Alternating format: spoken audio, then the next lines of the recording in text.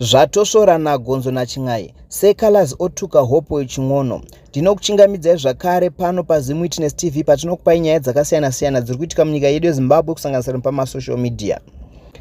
Calaz otuka Hopewell ching'ono achiti hauna kukwana nezera rako nekudzidza kwako unoswero kuita zvisina kukwana mushure mekunge Hopewell anyora iye kuti Winky ndiye king of Zim Danso. So Hopewell ching'ono anyora iye achiti, "This is the real dancehall king. Repeat after me. Gaffer is the real dancehall king."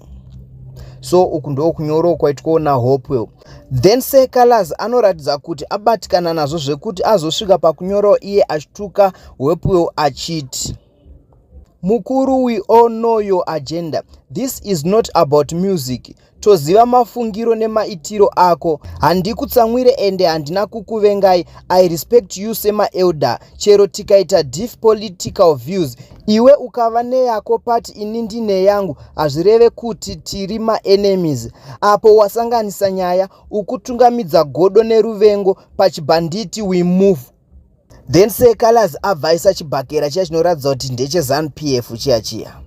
And then Calaz azoenderera mberi achiti, "Dogfather, hautonyare kukura nekudzidza kwese kwawakaita kuti uzoswero ita nharo dzeZim Danso nemageto youths. Enda kune vezera rako uko usade kushandisa zita regafa papolitics dzako dzekumama. Zvimiririre." So guys, aya ndo mashoko aizonyorwa futi naCalaz achiratidza kuti abatikana nemashoko aHopewell ching'ono ekuti Winky D is the king of dancehall. Akati iwewe Hopewell woda kusanganisa zita raWinky D parisingakwane. So guys, tell us in comment section kuti munoti kudii panyaya iyi.